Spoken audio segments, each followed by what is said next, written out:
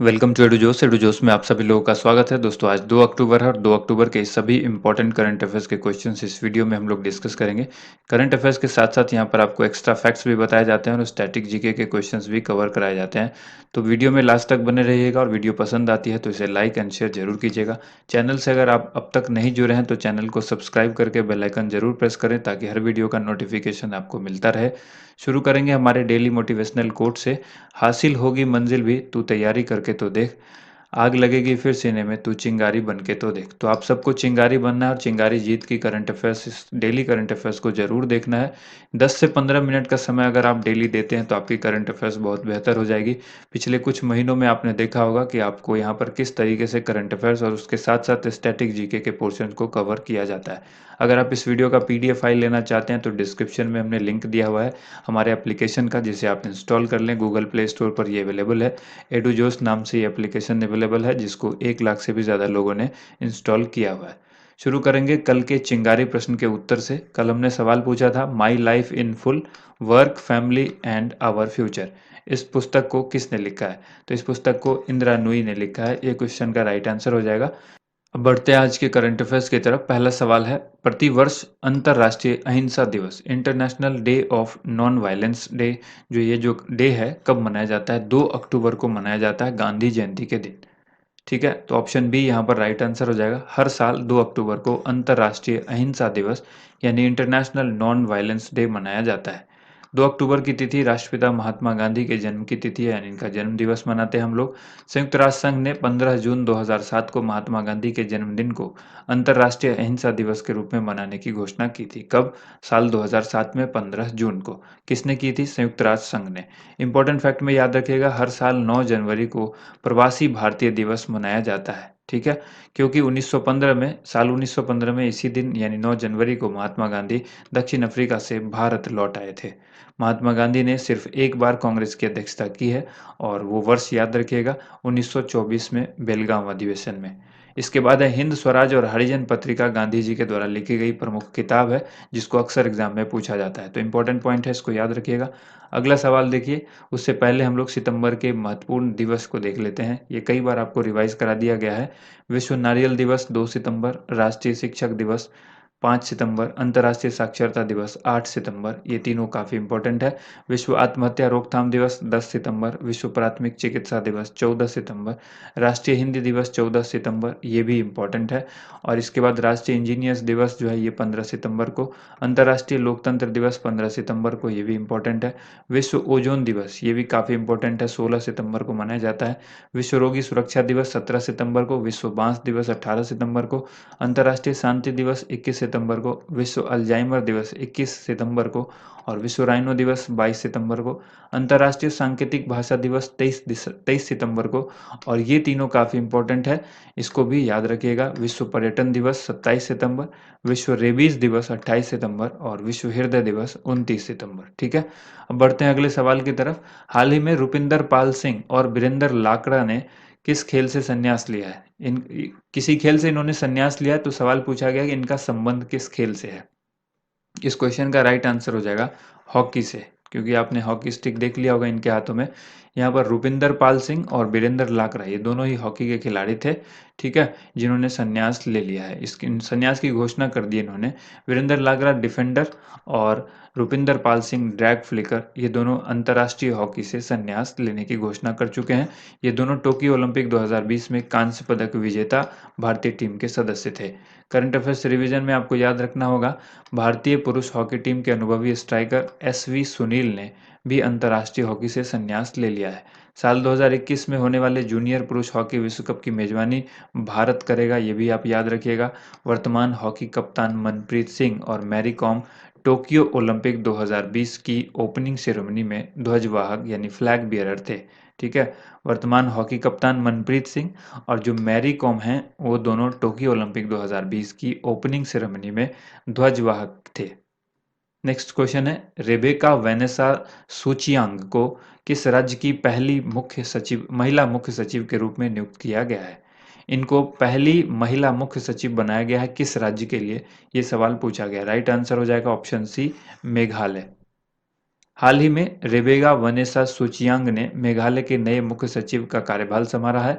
इस पद को संभालने वाली वह पहली खासी महिला हैं। ठीक है, खासी महिला, याद रखिएगा, जो गारो खासी है वो वाली बात है यहाँ पर, खासी।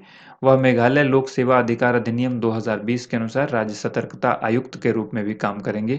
उन्होंने एम.एस. राव की जगह ली है, जो 30 सितंबर को सेवानिवृत्त हो चुके हैं।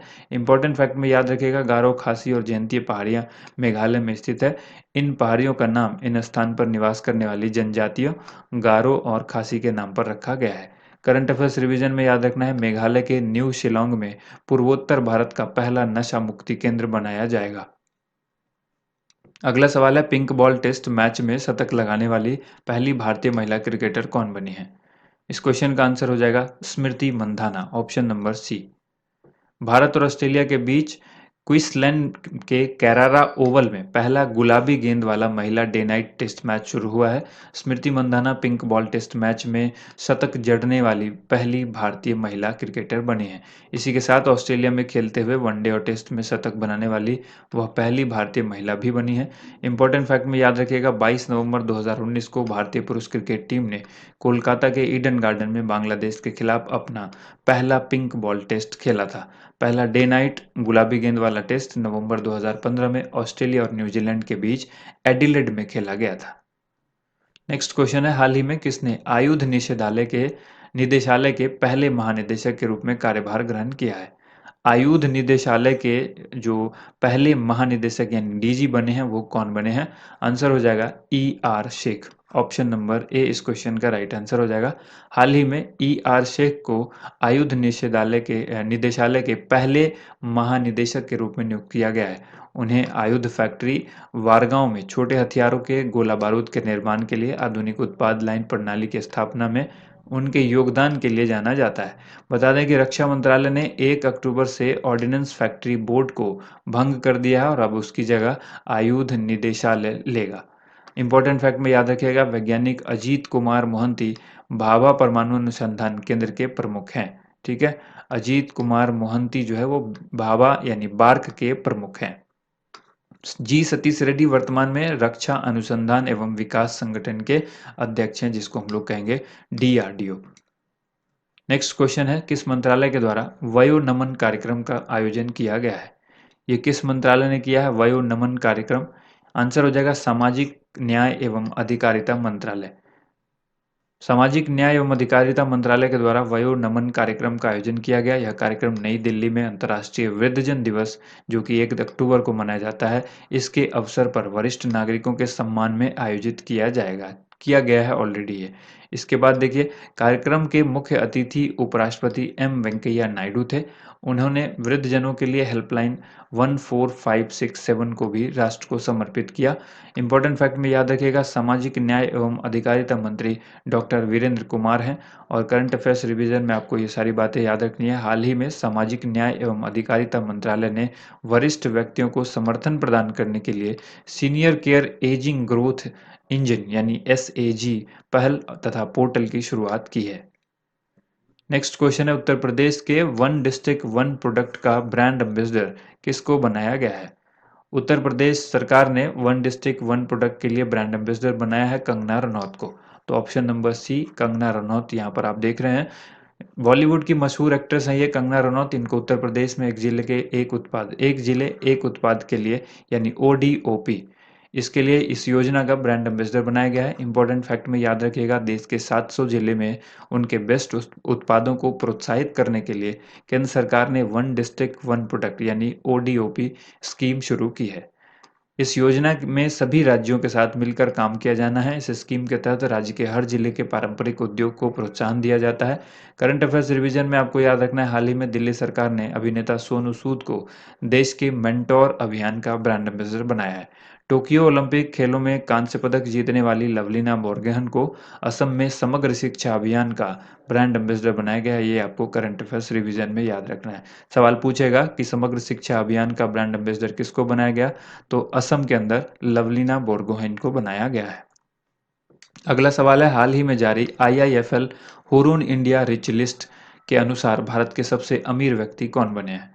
तो हुरून की ये लिस्ट जारी की गई है और भारत के सबसे अमीर व्यक्ति इसमें बने हैं मुकेश अंबानी, यानी ऑप्शन नंबर सी यहाँ पर करेक्ट आंसर होगा। ठीक है।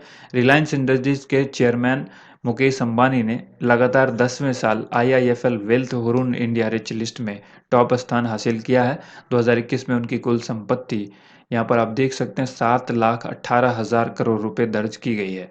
अदानी समूह के अध्यक्ष गौतम अडानी 5,05,900 करोड़ रुपए की संपत्ति के साथ दूसरे स्थान पर हैं। तो सेकंड पोजीशन भी याद रखिएगा, सेकंड में कौन है? गौतम अडानी। शिव नादर और HCL प्रौद्योगिकी के परिवार जो है वो इसने 2,36,600 करोड़ रुपए के साथ संपत्ति के साथ सूची में तीसरे स्थान पर है। करंट अफेयर्स रिवीजन में आपको याद रखना है, हाल ही में प्रसिद्ध उद्योगपति गौतम अडानी को प्रसिद्ध रामकृष्ण बजाज मेमोरियल ग्लोबल पुरस्कार से सम्मानित किया गया है। काफ़ी इंपॉर्टेंट क्वेश्चन है ये। अगला सवाल देखिए, हाल ही में किसे LIC का प्रबंध निदेशक यानी MD बनाया गया है? तो LIC के अब MD कौन है? ये सवाल काफ़ी इंपॉर्टेंट है, नियुक्ति से संबंधित सवाल है और ये आपके एग्जाम में देखने को मिलेगा। इस क्वेश्चन का राइट आंसर हो जाएगा BC Patnaik, option A BC Patnaik को बनाया गया है। हाल ही में बीमा क्षेत्र की दिग्गज कंपनी LIC ने BC पटनायक को कंपनी के प्रबंध निदेशक यानी MD के रूप में नियुक्त किया है। इस समय LIC में एक अध्यक्ष और 4 प्रबंध निदेशक हैं।